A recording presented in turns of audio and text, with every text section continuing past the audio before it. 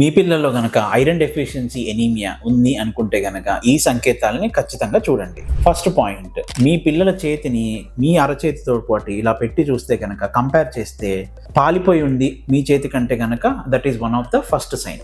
రెండో సంకేతం, మామూలుగా ఇలా కళ్ళు ఇలా చూసుకొని ఇక్కడ ఎంత ఎర్రగా ఉంది, మీ పిల్లల ఇది ఎంత ఎర్రగా ఉందనేది మీతో కంపేర్ చేసి చూడండి. ఒకవేళ అలాగ పాలిపోయి ఉంది అనుకుంటే కనుక అది కూడా వన్ ఆఫ్ ద సంకేతం. మూడో సంకేతం, నాలుక ఇలా జాపి పాలిపోయి ఉంది అని చూస్తే కనుక అది కూడా ఐరన్ డెఫిషియన్సీకి వన్ ఆఫ్ ద ఇదండి.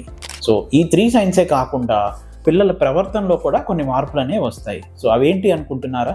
తొందరగా చిన్న పని చేస్తూనే అలసిపోవటం, మెట్లు ఎక్కి దిగేసరికి అమ్మయ్య నా వల్ల కాదు అని అంటాము, లేదా ఫిజికల్ యాక్టివిటీకి వెళ్ళంటారు అప్పటిదాకా బాగా ఆడుకునే పిల్లలు రెగ్యులర్గా స్లోగా ఆటలు తగ్గించుకుంటూ రావటము, అలాగే స్కూల్లో కూడా కాన్సన్ట్రేషన్ అనేది తగ్గిపోవటము, బిహేవియరల్ ఇష్యూస్ రావటము, అలాగే ఒక్కొక్కసారి బలపాలు మట్టి ఇవి కూడా అనేవి తింటూ ఉంటారు. సో ఇవన్నీ ఉన్నాయి అనుకుంటే కనుక మీ పిల్లల్లో ఖచ్చితంగా రక్తహీనత ఉంది అని అర్థం, ఐరన్ డెఫిషియన్సీ ఎనీమియా.